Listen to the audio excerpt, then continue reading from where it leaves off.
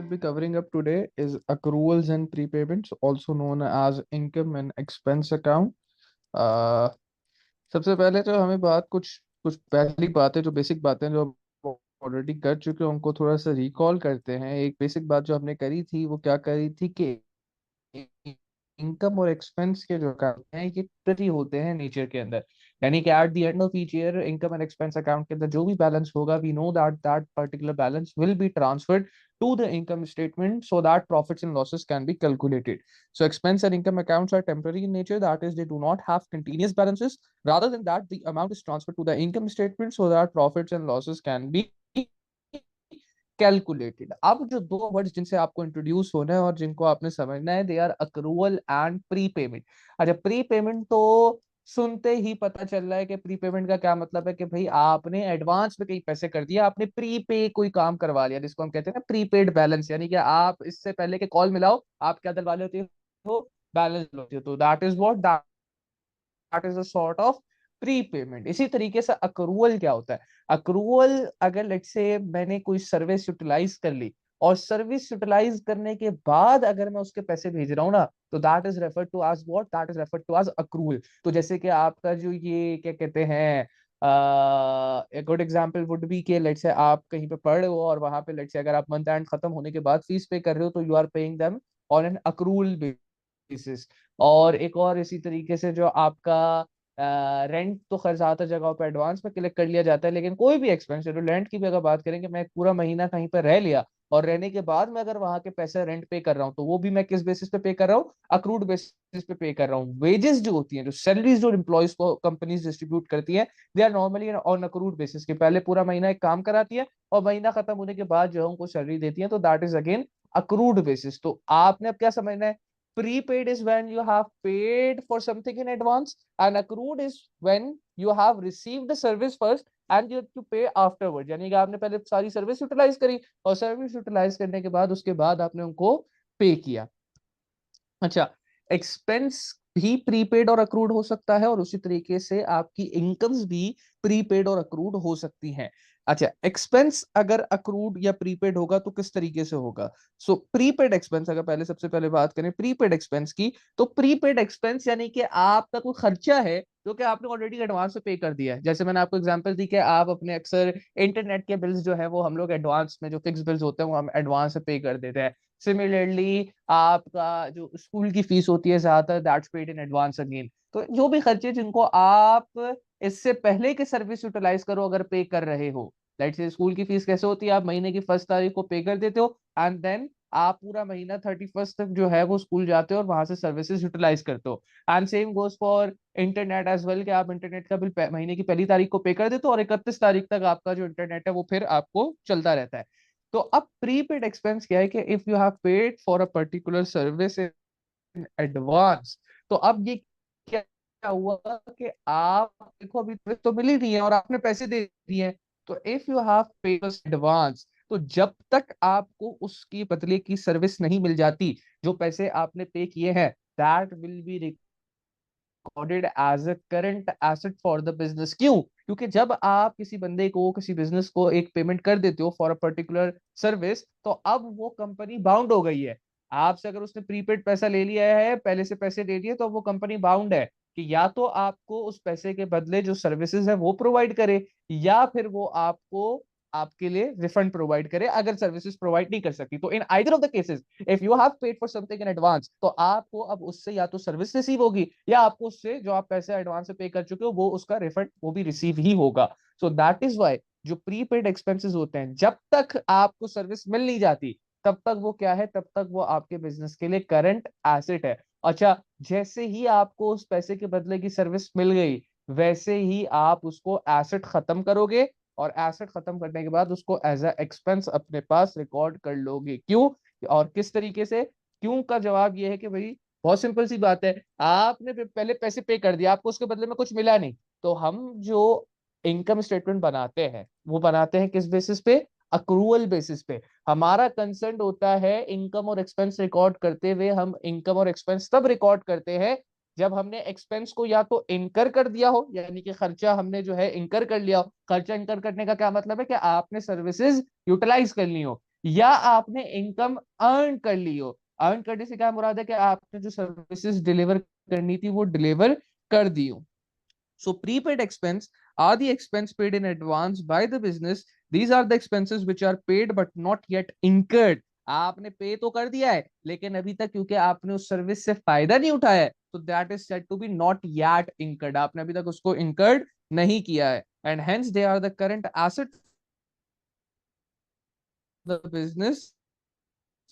जो मैंने आपको जैसे school fees and rent payments के, आप रेंट की पेमेंट भी अक्सर प्रीपेड बेसिस पे कर देते हो। After prepaid expense we have to understand accrued expense. जैसे मैंने आपको बताया कि जो सैलरीज, सारी कंपनी जो सैलरीज पे करती है ना, वो अक्रूल बेसिस पे करती है। वो कहती हैं आप 1 जनवरी से 31 जनवरी तक मेरे पास काम करोगे और मैं आपको 5 फरवरी को पैसे पे करूंगी। तो समझना जरा सा, आपने 31 जनवरी तक जब पूरे महीने, लेट्स से एक बंदा था, उस बंदे की सैलरी, लेट्स से मेरे पास कोई एक बुक कीपर है, उस बुक कीपर की सैलरी 50,000 रुपए है।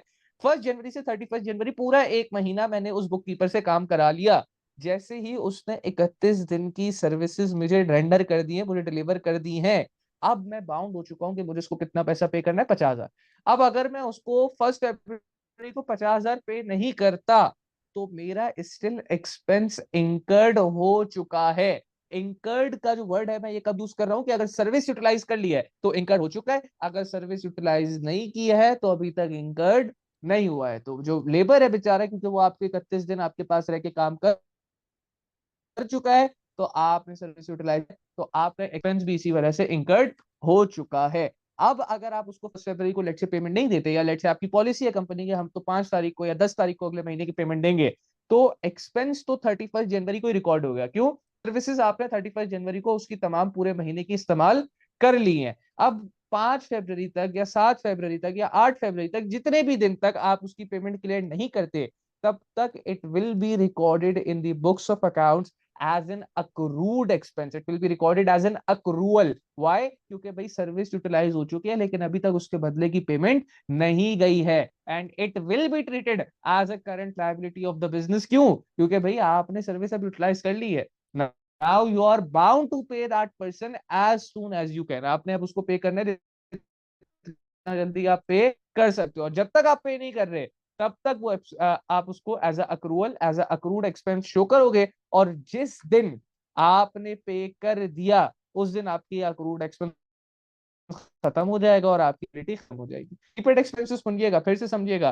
प्रीपेड एक्सपेंस के अंदर क्या हो रहा है कि मैं पहले पैसे पे कर रहा हूँ, ठीक है। प्रीपेड की अगर मैं आपको यहाँ पे डबल एंट्री के थ्रू समझाऊं कि प्रीपेड की एंट्री किस तरीके से वर्क करेगी, प्रीपेड एक्सपेंस की टू बी स्पेसिफिक, तो हो क्या रहा है प्रीपेड एक्सपेंस में कि लेट से मैंने आपको एग्जांपल दी थी कि भाई आपका रेंट जो है वो ज्यादा प्रीपेड किया जाता है, तो लेट से मैंने रेंट महीने की पहली तारीख को पे कर दिया।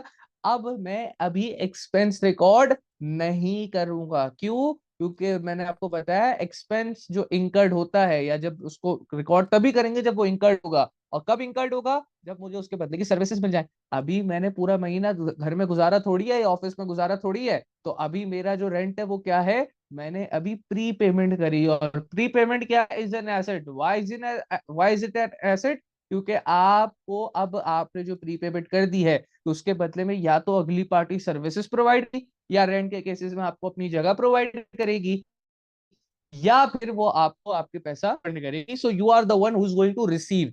और प्री पेमेंट एक्सपेंस को या प्रीपेड एक्सपेंस को हम लोग अदर रिसीवेबल्स के अंदर भी काउंट करते हैं, because you are going to receive, either you are going to receive the इस benefit of the case services or you are going to receive back the amount। क्या? में एग्जाम्पल देंगे। हाँ,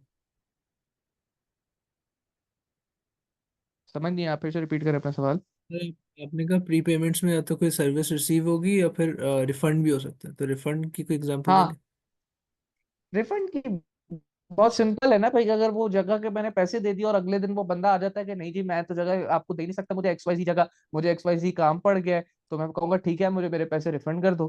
तो दैट इज वाई वो bound है बंदा, वो मुझे रिफंड करने के लिए, क्योंकि मैं तो उसको अगले 30 दिन की पेमेंट कर चुका हूँ ना। अगर वो मुझे अगले 30 दिन के लिए जगह नहीं दे सकता या वो सर्विस फ्लेक्ट से नहीं प्रोवाइड कर सकता, तो उसको मुझे रिफंड करना है। So I am the one who is going to either receive the benefit or I will receive the payment that I have made. तो मुझे कुछ ना कुछ जब अमाउंट उससे अगर मैंने प्रीपेड कर दिया तो रिसीव होनी ही होनी है। तो जब मैंने हाँ, प्रीपेड एक्सपेंस किया, जब मैंने इनिशियल पहले दिन ही जाके, जैसे मैंने आपको बताया कि रेंट की पेमेंट कर दी, तो मैं करूंगा प्रीपेड एक्सपेंस या प्रीपेड रेंट डेबिट, जो कि क्या होगा, जो कि as a current asset for the business. Asset बढ़ रहा है, क्यों? क्योंकि मुझे पता है कि यार जो मैंने अब इसको XYZ अमाउंट का रेंट पे कर दिया है, या तो अब मैं इस रेंट से फायदा उठाऊंगा, यानी कि उस जगह पे रहूंगा और बेनिफिट कमाऊंगा, या फिर ये बंदा मुझे रीपे करेगा। तो मेरा prepaid expense which is an asset will be debited, और मेरा कैश जो है, जो कि अगेन मेरा एसेट ही है, वो कम हो जाएगा क्योंकि मैं पेमेंट कर चुका हूँ। आफ्टर अ मंथ, ये मैं लिख देता हूँ यहाँ पे, ये कौन सी ट्रांजेक्शन है, ये है at start of month. At start of month ये रेंट से ट्रांजेक्शन हुई है 1 जनवरी को। तो 1 जनवरी को तो ये रेंट क्या है, प्रीपेड है। अब लेट से मैंने सुकून से वहां 31 दिन उस जगह पे गुजारे, जैसे ही पूरा महीना कंप्लीट हुआ, मेरा रेंट जो प्रीपेड था वो खत्म हो जाएगा। अब मुझे उसको खत्म करना है, क्यों? क्योंकि अब भाई आपको सर्विस मिल चुकी है। सर्विस मिल चुकी है तो आप अपने एक्सपेंस को बुक करो, अपने एक्सपेंस को रिकॉर्ड करो। एक्सपेंस को कैसे रिकॉर्ड करूंगा? मैं कहूंगा भाई eight the end of month, यानी कि जब मैंने पूरा महीना गुजार लिया, eight the end of month which will be let's say 31 जनवरी। तो 31 जनवरी को मैं कहूंगा कि ये जो प्रीपेड एक्सपेंस जो कि एसेट था, अब ये एसेट नहीं रहा। अब मुझे इस अमाउंट के बदले में जो चीज रिसीव होनी थी वो ऑलरेडी रिसीव हो चुकी है, तो मैं अपने प्रीपेड एक्सपेंस को क्रेडिट कर दूंगा, यानी कि अपने एसेट को, जो महीने भर तक मेरे अकाउंट्स के अंदर एज एसेट पड़ा रहा, उसको खत्म कर दूंगा। और जो एक्सपेंस मैंने इंकर कर लिया, क्योंकि अब महीना भर मैं जब एक जगह पे गुजार चुका हूं, तो उसका जो एक्सपेंस है, भले वो पे पहले से हुआ हुआ है, लेकिन पहले एक्सपेंस नहीं रिकॉर्ड हुआ था, पहले प्रीपेड एक्सपेंस रिकॉर्ड हुआ था which was an asset for the business. अब मैं बोलूंगा कि भाई जो भी एक्सपेंस था, जो भी एक्सपेंस था, रेंटल एक्सपेंस या what's ever the expense was, देखो अब मैं प्रीपेड की बात नहीं कर रहा, वो एक्सपेंस क्या हो जाएगा, डेबिट हो जाएगा। So that is how I record the pre payment. जब मैंने पैसे इनिशियली दिए हैं तो मैं लिखूंगा prepaid expense. Prepaid expense is not an expense, ये बात याद रखिएगा। Prepaid expense is an asset. और फिर जैसे ही पूरा महीना या वो वक्त गुजर गया जितने वक्त में मुझे सर्विस मिलनी थी, और मुझे अगर कंप्लीट सर्विस मिल चुकी है, तो I do what, I right of my asset. मैं कहूंगा भाई एसेट तो जो था वो बढ़ गया, खत्म हो गया, और जो अब मेरा एक्सपेंस जो मैंने इंकर किया उसको कर लूंगा। तो आपने जो ध्यान रखना है वो क्या रखना है कि एक्सपेंसेस के केस के अंदर जो एक्सपेंस रिकॉर्ड होगा वो तब रिकॉर्ड होगा जब मैं उसको इंकर कर दूं। अब अगर मैं आपको यहीं पे अक्रूड एक्सपेंस की भी डबल एंट्रीज करके एग्जांपल दूं, तो मैं अक्रूड एक्सपेंस के लिए क्या डबल एंट्री और क्या एग्जांपल होगी? अक्रूड एक्सपेंस के लिए मैं कहूंगा कि अब अक्रूड एक्सपेंस में हो क्या रहा है, पूरा महीना सर्विस यूटिलाइज हो रही है, तो उसमें तो 1 जनवरी को कोई ट्रांजेक्शन ही नहीं बनेगी। प्रीपेड एक्सपेंस में तो आपने शुरू में पेमेंट कर दी, इस वजह से 1 जनवरी की ट्रांजेक्शन बन गई ना। यहाँ पे तो ना 1 जनवरी को आप कुछ पे कर रहे हो, ना ही आपको कुछ रिसीव हो रहा है। आपको पूरा महीना आपके लेबर ने आपके लिए काम किया, तो जाके आप 31 जनवरी को क्या कहोगे, eight the end of month. अब देख लीजिएगा यहाँ पे फर्क है दोनों के अंदर। आप कहोगे कि भाई eight the end of month, जब पूरा लेबर ने महीना भर मुझे जो उससे काम लेना था उसने वो काम कर दिया है, तो at the end of month 31 January when the service has been utilize. तो सर्विस जब यूटिलाइज हो जाए तो मैंने आपको बता दिया है कि एक्सपेंस क्या हो जाएगा, बुक्ड हो जाएगा। यहाँ पे मैं लिख भी देता हूँ, when the service has been utilize, expense कब बुक होगा, when the service has been utilized, has been utilized, we have to book the expense। book का मतलब रिकॉर्ड करना है, we have to book the expense। book का मतलब क्या है, रिकॉर्ड करना है। तो फिर अब 31 जनवरी को आप पूरे महीना उस लेबर से सर्विस ले चुके हो, तो now you have to again book the expense. आप सर्विस ले चुके हो, अब आप एक्सपेंस रिकॉर्ड करो। तो मैं क्या कहूंगा, मैं लेट्स से एक्सपेंस का नाम लिख देता हूँ wages, which is an expense, wages expense. क्या हो जाएगा, एक्सपेंस बुक कर दिया मैंने, एक्सपेंस सिर्फ मैं आपकी अंडरस्टैंडिंग के लिए लिख रहा हूँ, वेजेस को बुक कर दिया यानी कि एक्सपेंस को बुक कर दिया डेबिट करा के।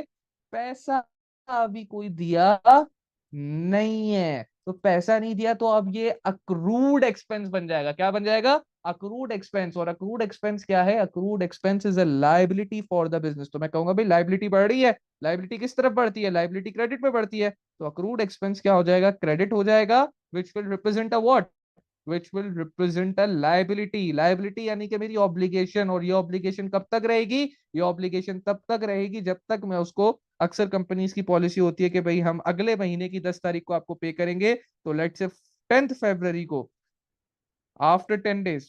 ये वेरी कर सकता है, जरूरी नहीं है कि जो है हमेशा फिक्स रहे, लेकिन एक एग्जांपल मैं आपको दे रहा हूँ, ये आफ्टर 5 डेज भी हो सकता है, 10 डेज भी हो सकता है, आफ्टर अ मंथ भी हो सकता है कुछ केसेस के अंदर, लेकिन स्वेजेस के वेरिएबल। लिए normally it's after 5 to 10 days। क्या? अदर पेबल है ना ये? क्या? हाँ, ये अदर पेबल है डेफिनेटली। जैसे ये आपका प्रीपेड एक्सपेंस जो था, मैं लिख देता हूँ, ये आपका अदर रिसीवेबल में काउंट होगा, बिकॉज ऑब्वियसली ट्रेड तो है ही नहीं ना यार। अब ये बातें तो करने की है ही नहीं, बताने की है ही नहीं, तो क्वाइट ऑब्वियस हो चुका है, क्योंकि ये बातें पहले हो चुकी है कि ट्रेड रिसीवेबल ट्रेड पेबल तो सिर्फ वो है जिसको क्रेडिट पे गुड्स बेच रहे हो या खरीद रहे हो। यहाँ पे तो गुड्स इन्वॉल्व ही नहीं है, तो ये अगर आपका पे या रिसीवेबल है तो जाहिर सी बात है अदर पेबल और अदर रिसीवेबल के अंदर ही काउंट होगा। बिल्कुल सही कह रहे हो।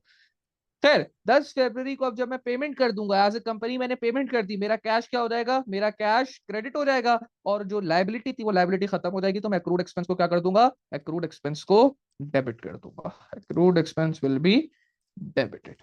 और यहाँ पे मेरा जो है ये लाइबिलिटी क्या हो गई, लाइबिलिटी को मैंने राइट ऑफ कर दिया, लाइबिलिटी रिटन ऑफ। एक्सपेंस पहले बुक हो गया था। अब जरा सा फर्क समझिएगा, प्रीपेड के केस के अंदर पैसे पहले दे रहे हैं और उसके बाद हमें सर्विस मिल रही है, और जब सर्विस कंप्लीटली मिल जाएगी तब हम एक्सपेंस बुक कर रहे हैं। अक्रूड एक्सपेंस के केस के अंदर हमें सर्विसेज पहले मिलनी है, और जब सर्विस मिल चुकी है पूरी तो हमने एक्सपेंस को बुक कर दिया, और उसके कुछ दिनों बाद तक अक्रूड एक्सपेंस यानी कि एक्सपेंस को बुक करके अपने अक्रूड एक्सपेंस लाइबिलिटी को क्रेडिट कर दिया, और जैसे ही फिर हम पेमेंट कर देंगे तो हम कैश को क्रेडिट करके अपने अक्रूड एक्सपेंस यानी कि अपनी लाइबिलिटी को खत्म कर लेंगे, राइट ऑफ कर लेंगे। तो प्रीपेड एक्सपेंस अक्रूड एक्सपेंस की तो बात हो गई। Let's talk about now income. Income, accrued income कब होगी भाई? अक्रूड इनकम अब तब है when you as a business have provided the services. अब इनकम की बात हो रही है, अब एक्सपेंस की कहानी से हम निकल चुके हैं, एक्सपेंस की कहानी हमें क्लियर हो गया, अब हम इनकम की कहानी पे बात कर रहे हैं। इनकम के अंदर अक्रूड इनकम कब होगी कि when you have delivered the services to another party and they haven't yet paid you. तो लेट्स से अगर मैं बात करूं कि मैं हूं कोई समझ लो, अगर कोई मेरा कोई ना लेट्स से मेरी एक कोई प्लम्बिंग कंपनी और मेरे पास डिफरेंट प्लम्बर्स हैं, और वहां पे जो है मेरे प्लम्बर जाके डिफरेंट डिफरेंट जगहों पे जो है वो सर्विसेज देते हैं, यानी कि जो भी काम होता है वो ठीक करते हैं, और उसके बाद जो क्लाइंट होता है वो हमें पैसे देता है।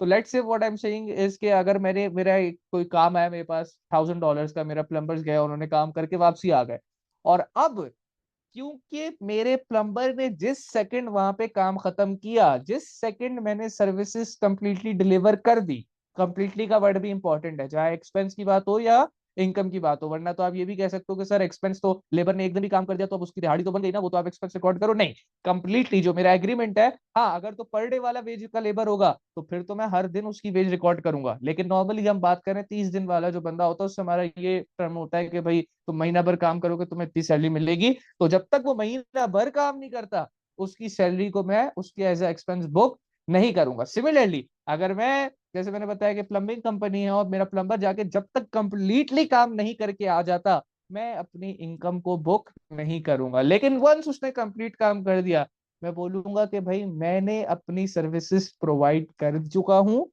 और मैंने इनकम अर्न भी कर ली है। अब वो अलग बात है कि मेरा क्लाइंट मुझे 3 दिन बाद पैसे दे, 4 दिन बाद पैसे दे, 10 दिन बाद पैसे दे, मेरी इनकम का अर्न होना, जैसे एक्सपेंस का इंकर्ड होना वॉज रेलिवेंट टू के मुझे सर्विसेज कब मिल रही हैं, कब कंप्लीटली रिसीव हो रही है, उसी तरीके से इनकम का अर्न होना इज कंप्लीटली रेलिवेंट टू के मैं सर्विसेज कब फुली प्रोवाइड कर रहा हूँ। अगर मैंने सर्विसेज फुली प्रोवाइड कर दी है तो मेरी इनकम अर्न हो चुकी है, मैं उसको अपने बुक्स ऑफ अकाउंट्स के अंदर एज अ इनकम शो करूंगा।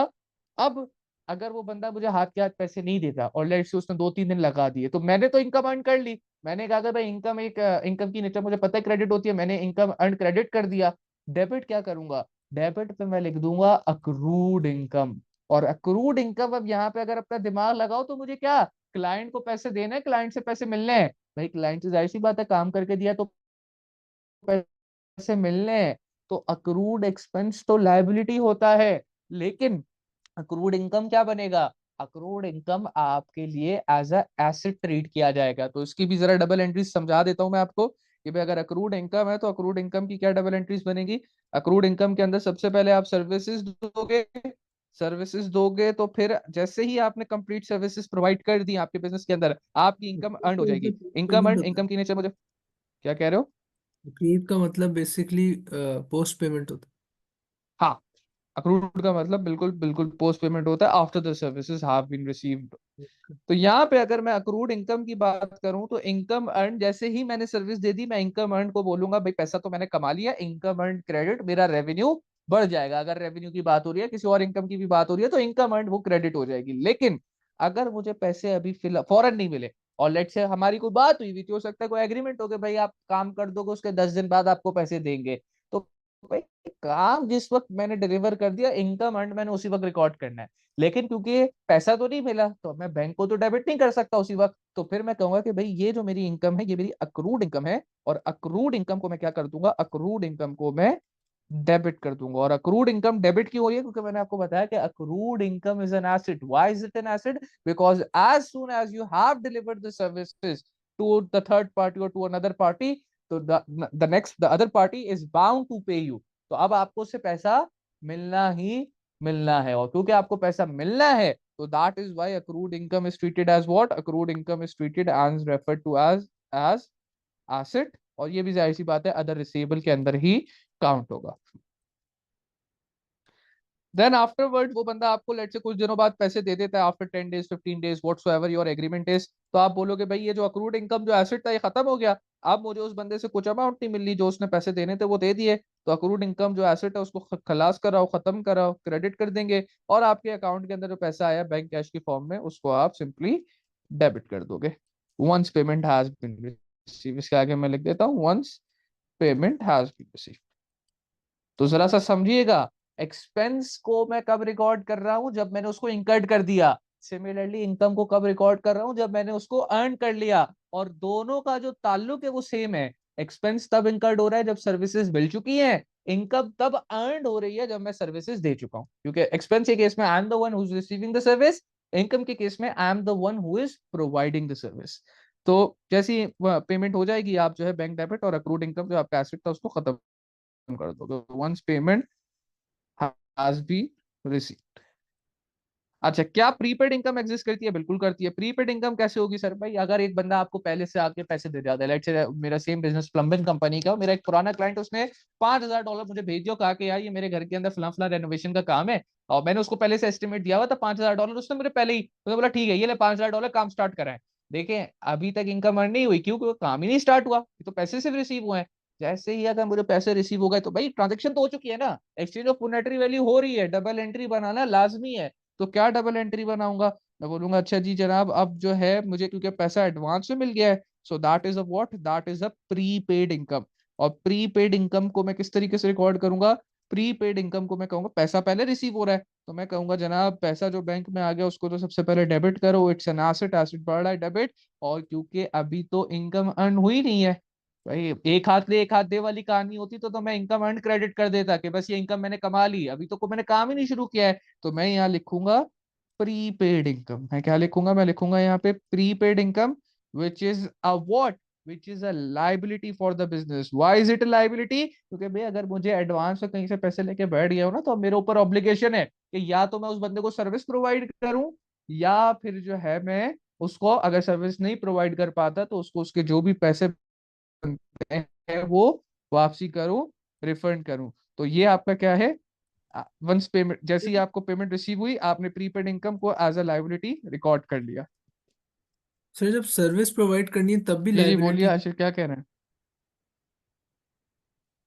सर्विस तो बेटा आपको, अगर सर्विस अभी आपको प्रोवाइड करनी है, लेकिन अभी आपको सिर्फ पैसा मिला है। मैं अभी यही तो कह रहा हूँ कि लेट से 1 जनवरी हुई और आपको पैसा आ गया कि भाई $5,000 का कॉन्ट्रैक्ट है, घर जाके बनाना है। तो अभी तुमने घर बनाया थोड़ी है, तुमने इनकम अर्न थोड़ी करी है, लेकिन पैसा तो रिसीव हो गया ना। तो बैंक का अकाउंट तो डेबिट करना लाजमी है। अब बैंक डेबिट करके मैं क्रेडिट पे क्या करूं? अब तुम कहो सर इनकम को क्रेडिट करते हैं, इनकम अर्न क्रेडिट करते हैं, भाई इनकम तो अभी अर्न हुई नहीं है, अभी तो तुमने काम शुरू ही नहीं किया, अभी तो तुम घर जाके देखोगे, और फिर महीने भर लगेगा तुम्हें काम करते करते। तो what you will credit now, you will credit prepaid income, and that is a liability for you. See, income is not a liability. The full word prepaid income, जो एडवांस में पैसा लेके मैं बैठ चुका हूँ, वो मेरी लाइबिलिटी। और कब तक लाइबिलिटी है? जब तक मैं सर्विसेज डिलीवर नहीं करता। as soon as I deliver service, जैसे ही मैंने उसके घर का जो रिपेयरिंग का और रेनोवेशन का काम था वो कंप्लीट कर दूंगा, तो मैं कहूंगा जनाब ये जो अब लाइबिलिटी थी ये खत्म हुई, मेरी ऑब्लिगेशन खत्म हुई। क्यों? क्योंकि मैंने जो काम करना था वो काम पूरा का पूरा जाके डिलीवर कर दिया। लाइबिलिटी को कम करने के लिए प्रीपेड इनकम क्या हो जाएगी? प्रीपेड इनकम डेबिट हो जाएगी। और आपका जो काम था, जो इनकम आप, क्योंकि अब आप जो सर्विस है वो डिलीवर कर चुके हो, तो आपकी इनकम अर्न क्या हो जाएगी? आपकी इनकम अर्न जो है वो क्रेडिट हो जाएगी, because obviously income has a credit nature, तो उसको जब मैं अर्न कर लूंगा तो क्रेडिट करूंगा. And that will be done once the services has been provided. Once we have provided the services, once we have provided the services.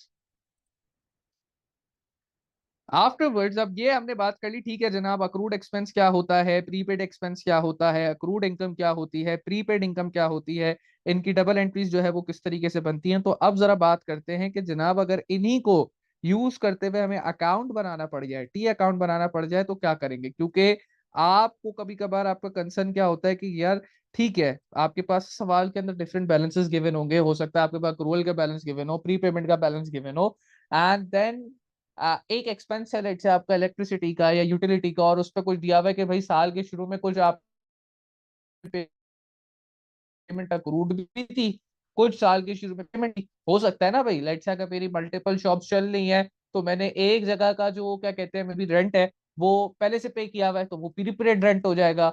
और हो सकता है जो दूसरी मेरी जगह थी, शॉप थी, उसका मैंने 2 महीने से रेंट ही नहीं पे किया हुआ, तो वो क्या हो जाएगा, अक्रूड रेंट हो जाएगा. तो साल के शुरू में ही लेट्स से 1 जनवरी को मैं बैठा हुआ हूँ, तो एक शॉप का मेरा 3 महीने, अगले 3 महीने का भी रेंट पे हुआ हुआ है, यानी कि प्रीपेड रेंट है, प्रीपेड एक्सपेंस है. और जो दूसरी शॉप है उसमें जो जनाब मैंने क्या कहते हैं 3 महीने से रेंट ही नहीं दिया हुआ या 2 महीने से रेंट ही नहीं दिया हुआ, तो वो क्या हो गया, अक्रूड एक्सपेंस हो गया.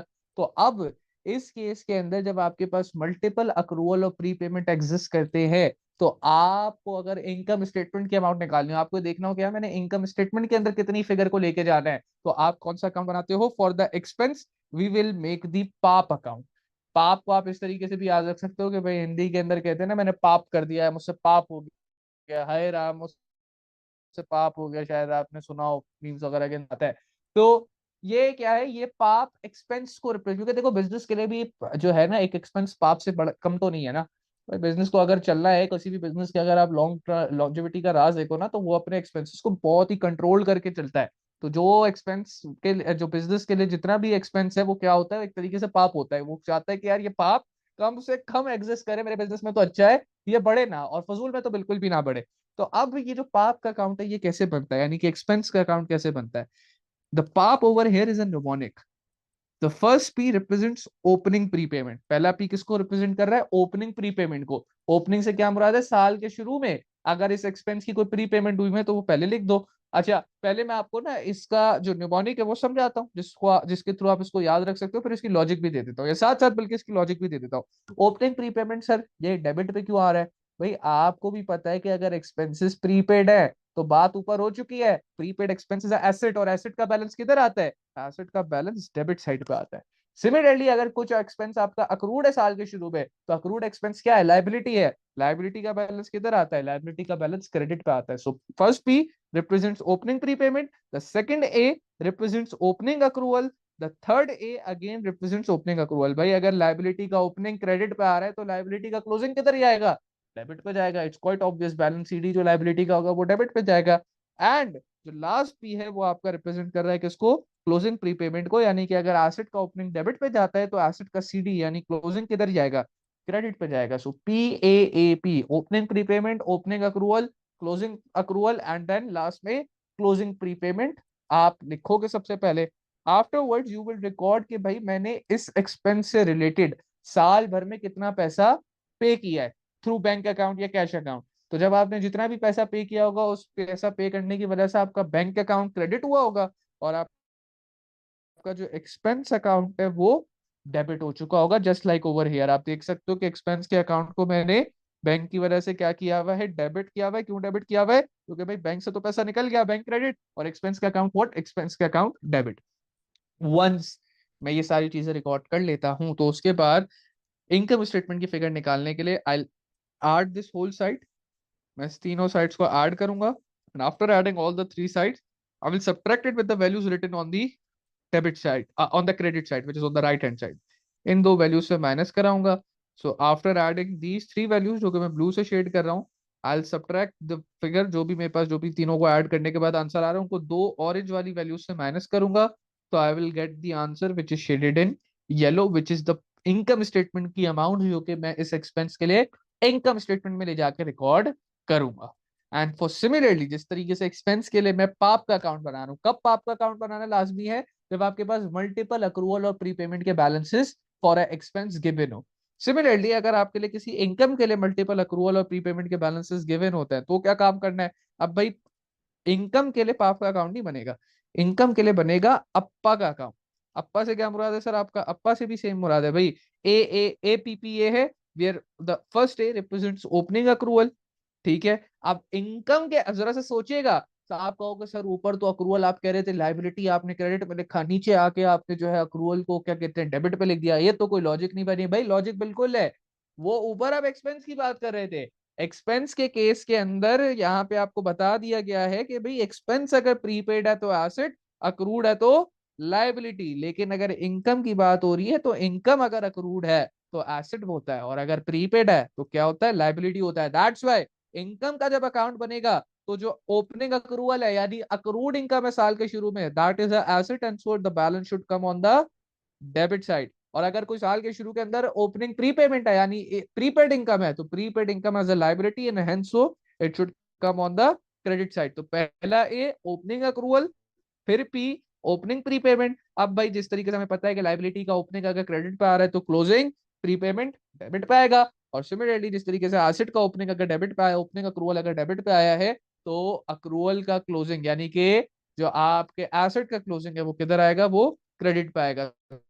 तो A opening accrual, P opening prepayment, फिर P closing prepayment and then last में ए क्लोजिंग अक्रूवल। और फिर अगेन इस अकाउंट का मकसद क्या है? पाप और अप्पा के अकाउंट का जो मेजर मकसद है वो ये है कि अगर आपके पास किसी एक्सपेंस और इनकम से related multiple accrual and prepayment है और आपको ये पता करना है कि यार इनकम स्टेटमेंट के अंदर जो इंकर्ड अमाउंट है, अगर एक्सपेंस के लिए बात करूं जो इंकर्ड अमाउंट है, या इनकम के लिए बात करूं तो जो अर्नड अमाउंट है, अगर वो निकालनी है तो उसके लिए आप पाप अप्पा का अकाउंट बनाओगे। Over here what I do, जब ये चार चीजें एपीपीए रिकॉर्ड हो गया तो फिर मैं देखूंगा कि यार जो मुझे ड्यूरिंग द ईयर पैसा रिसीव हुआ है वो पैसा कितना रिसीव हुआ है इस पर्टिकुलर इनकम के लिए। पैसा जब रिसीव हुआ होगा तो बैंक डेबिट, और इनकम का अकाउंट क्या? इनकम का अकाउंट क्रेडिट, जो कि आप देख सकते हो क्रेडिट साइड पे लिखा हुआ है। तो फिर जो लास्ट स्टेप है after recording all the five figures, मैं क्रेडिट साइड को ऐड करूंगा और डेबिट साइड पे जो दोनों फिगर्स हैं ओपनिंग अक्रूवल और ओपनिंग क्लोजिंग प्रीपेमेंट की, उनसे माइनस कराऊंगा and I and up getting the figure for income statement, जो कि इस इनकम के लिए जो भी इनकम है, ये रेंट रिसीव भी हो सकता है, कमीशन रिसीव भी हो सकता है, any sort of income it can be, उसको मैं इनकम स्टेटमेंट में एज अ इनकम रिकॉर्ड करूंगा। सो इनकम स्टेटमेंट के अंदर इफ यू हैव सीन कि भाई कोई प्रीपेड इनकम है या कोई अक्रूड इनकम है तो वो नहीं जाएगी। लिखा हुआ है कि भाई इतना कमीशन रिसीव अक्रूड है तो इसको कोई इनकम स्टेटमेंट में नहीं लिख दूंगा, नहीं। सिर्फ और सिर्फ जो इनकम अर्नड है, जो कमीशन रिसीव अर्नड है, वो इनकम स्टेटमेंट में जाएगा। और उसको निकालने का तरीका बहुत सिंपल है। अगर तो सिंस कमीशन रिसीव इनकम है तो अप्पा का अकाउंट बना लो, इसी तरीके से अगर कोई एक्सपेंस था तो उसके लिए हम पाप का अकाउंट बना लेते हैं। And this is very very important, this will be use for all the upcoming topics, जितने भी अब टॉपिक आने वाले हैं। एक ना एक एडजस्टमेंट तो सवाल के अंदर अक्रूवल प्रीपेमेंट से रिलेटेड वो जरूर डालता ही डालता है। अच्छा, अब कुछ जरा जो बेसिक सी बातें हैं इसके अंदर के सवाल के अंदर किस तरीके से इसको जो है ना लिखा जाता है, कि सवाल के अंदर आप कैसे पढ़ के पहचानोगे कि यार यहाँ पे अक्रूवल और प्री पेमेंट की जो है वो बात हो रही है। तो अब यहाँ पे जरा सा देखिएगा, अगर क्या कहते हैं, एक मैं आपको एग्जांपल दूं। देखिए, एग्जाम्पल अगर यहाँ पे देखी जाए जो लिखी हुई है इसको कंसिडर कर लेते हैं। ठीक है जी, ये यहाँ पे ये एग्जांपल जो इवन साइट पे लिखी हुई थी वही गिवन है कि भाई 1 फरवरी को आपने अपकमिंग 30 दिन की 30,000 की जो है पेमेंट कर दी है किसी प्रॉपर्टी के लिए टू द लैंड ओनर। तो आपकी एंट्री क्या बनेगी? प्रीपेड रेंट, क्योंकि आपने अभी सर्विस अभी आप रहे थोड़ी हो, आपने तो एडवांस में पैसा दे दिया। तो आप रेंट को एक्सपेंस डेबिट नहीं करोगे, रेंटल एक्सपेंस डेबिट नहीं होगा, प्रीपेड एक्सपेंस डेबिट होगा, which is an asset for the business. तो क्योंकि कैश आपके बिजनेस से जा चुका है तो कैश क्रेडिट हो जाएगा। जैसे ही 30 दिन गुजर जाएंगे, 30 फरवरी आ जाएगा, अब कोई ये नहीं कहेगा भाई सर फरवरी में तो 28 दिन होते हैं, एन एग्जाम्पल। तो 30 फरवरी लाइक से 30 दिन गुजर जाएंगे उस महीने के, और जैसे ही वो जो सर्विस मुझे मिलनी थी वो कंप्लीटली मैं रिसीव कर चुका हूं, तो अब कोई एसेट नहीं बाकी रहा, जो मिलना था जो रिसीव होना था वो सर्विस रिसीव हो चुकी है। तो मैं बोलूंगा भाई ये जो प्रीपेड रेंट है इसको करा दूंगा क्रेडिट, और रेंटल एक्सपेंस क्योंकि सर्विस रिसीव हो चुकी है, रेंटल एक्सपेंस जो है वो 30,000 से क्या हो जाएगा आपका डेबिट हो जाएगा, just like the entries that I told you over here. जो मैंने प्रीपेड एक्सपेंस की आपको यहाँ पे एंट्री बताई थी, it's similar to that, but it's just के यहाँ पे एक्सपेंस के नाम के साथ बताया हुआ है कि भाई रेंटल एक्सपेंस की बात हो रही है। इसी तरीके से नीचे अगर एक और एग्जांपल देखें तो हमारे पास गिवन है कि 1 मार्च से 30 मार्च तक आपने जो है, अब जी इलेक्ट्रिसिटी का बिल भी बिल्कुल अक्रूवल बेसिस पे आता है, पूरा महीना इलेक्ट्रिसिटी इस्तेमाल कर दो, afterwards you get the bill, and even after getting the bill you still don't pay for like 10 to 15 days, क्योंकि टाइम लिमिट होती है ना कि अब आपके पास ठीक है ये बिल है 1 मार्च से 30 मार्च का, आप इसको 15 अप्रैल तक पे करो। तो नॉर्मली लोग फिर 14 अप्रैल को कोई पे करेगा, कोई 13 को करेगा, कोई जाके सीधा 15 को ही करेगा। तो जब तक वो पे नहीं कर रहे तब तक इलेक्ट्रिसिटी वाली कंपनी जो है वो आपका बिल तो इनकर हो चुका है, क्योंकि if you have consume electricity आपका बिल आ गया तो आपका एक्सपेंस इनकर हो चुका है। अब आपका एक्सपेंस इनकर हो चुका है तो आप फौरन उसको रिकॉर्ड करोगे। हाँ, अगर आप उसको हाथ के हाथ पे नहीं कर रहे तो you will credit what, you will credit accrued expense. आप दिखाओगे कि यार ये मेरी अब लाइबिलिटी बन चुका है, और जब तक मैं इस बिल को पे ऑफ नहीं कर देता कैश की फॉर्म में या बैंक के थ्रू, तब तक ये बिल मेरे पास एज अक्रूड एक्सपेंस पड़ा रहेगा। और जैसे ही मैं इसको पे करूंगा ये मेरी जो लाइबिलिटी है अक्रूड एक्सपेंस की, ये खत्म हो जाएगी। तो देखें, मैंने 30 मार्च तक इलेक्ट्रिसिटी इस्तेमाल करी और 30 मार्च को मेरे पास बिल आ गया क्या, कि इलेक्ट्रिसिटी बिल था 10,000 का, 1,000 का। तो मैंने इलेक्ट्रिसिटी बिल जो कि एक्सपेंस है मेरा, क्योंकि मुझे सर्विस मिल चुकी है, उसको डेबिट किया। और क्योंकि मैंने हाथ के हाथ पेमेंट नहीं करी है तो मैंने अक्रूड इलेक्ट्रिसिटी बिल जो कि अक्रूड एक्सपेंस उसको क्रेडिट कर दिया, representing what, representing current liability. अब ये करंट लायबिलिटी मेरी बुक्स ऑफ अकाउंट्स में पड़ी रहेगी, कब तक पड़ी रहेगी, 15 अप्रैल तक, क्योंकि 15 अप्रैल को जाके मैंने कैश की फॉर्म में $1,000 पे किया तो कैश 1,000 से क्रेडिट, और जो मेरा अक्रूड इलेक्ट्रिसिटी बिल था विच वॉज अ लाइबिलिटी, वो डेबिट होके कंप्लीटली खत्म हो जाएगी बाय $1,000। तो यहाँ पे ये अगेन अक्रूड एक्सपेंस की एग्जांपल थी जो कि मैंने आपको दी हुई है। मैंने इसके आगे आपको अक्रूड इनकम और प्रीपेड इनकम भी लिखवा दी। It's similar to what we have done on the right, just that कि इसको हमने नाम के साथ भी, एक्सपेंसेस के नाम के साथ भी देख लिया। तो ये था आपका अक्रूवल एंड प्री पेमेंट का कॉन्सेप्ट। अब अनटिल नाउ किसी को कोई मसला तो बताएं।